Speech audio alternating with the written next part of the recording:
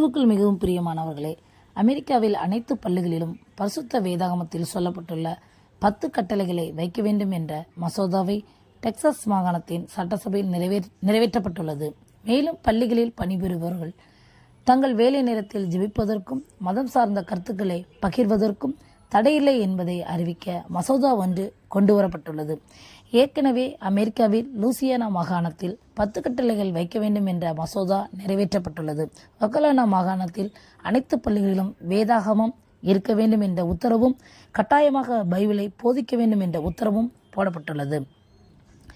தற்பொழுது ஒரு சில நாட்களுக்கு முன்பு டெக்சாஸ் மாகாணத்தில் 10 கட்டளைகள் குறித்ததான மசோதா நிறைவேற்றப்பட்டு ஆசிரியர்கள் ஜெபிக்கவும் வேதத்தை வாசிக்கவும் எந்த நேரமும் செய்யலாம், வேதம் சார்ந்த எந்த கருத்துக்களை பகிர்ந்து கொள்ளலாம் என்று தீர்மானிக்கப்பட்டுள்ளது. 2 மசோதாக்களும் உத்தரவிற்காக காத்திருக்கிறது பரிந்துரைக்கப்பட்டுள்ளது. இது உலகளவில் அதிக ஈர்ப்பை பெற்றுள்ளது. பைபிள் தான் பிள்ளைகளை நல்வழிப்படுத்தும் என்பதை தெளிவாக உணர வைக்கிறது.